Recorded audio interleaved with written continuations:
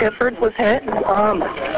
The shooting that took place in this shopping center has shaken Tucson to its core. Many people wonder how such a thing could have happened in a city normally known for tranquility and a laid-back way of life. For the most part, people here are taking time to reflect and to support those who were wounded or who lost loved ones. There are vigils by day and by night. One of the most active is here outside Congresswoman Giffords' local office.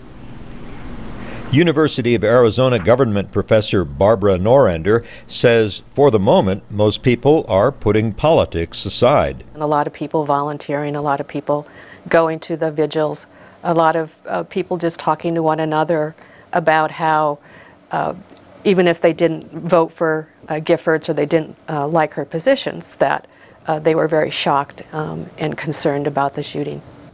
Bill Heilman is a recent newcomer to Tucson. His wife was wounded in the rampage and is still hospitalized. He praised the city as a caring place.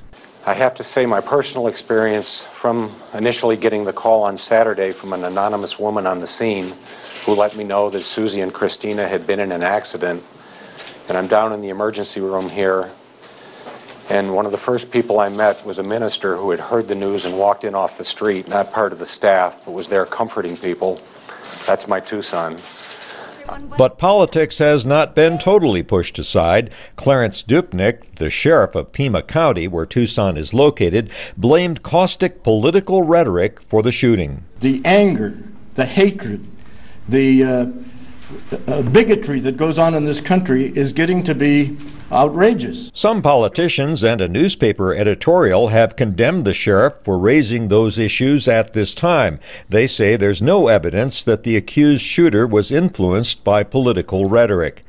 Barbara Norender has followed Arizona politics for 20 years. She says last year's midterm election did produce some vitriolic rhetoric. There were a lot of campaign ads that were run last year that had perhaps a little over the top in terms of their language and describing their opponents. But she says pundits who complain about excessive rhetoric are disingenuous. I mean, they used to talk about apathetic Americans and that people didn't care about politics and they weren't paying attention and they weren't voting. And then now they're talking about, you know, people are too passionate. Discussions can wait until after their grief has subsided. Greg Flakus, VOA News, Tucson, Arizona.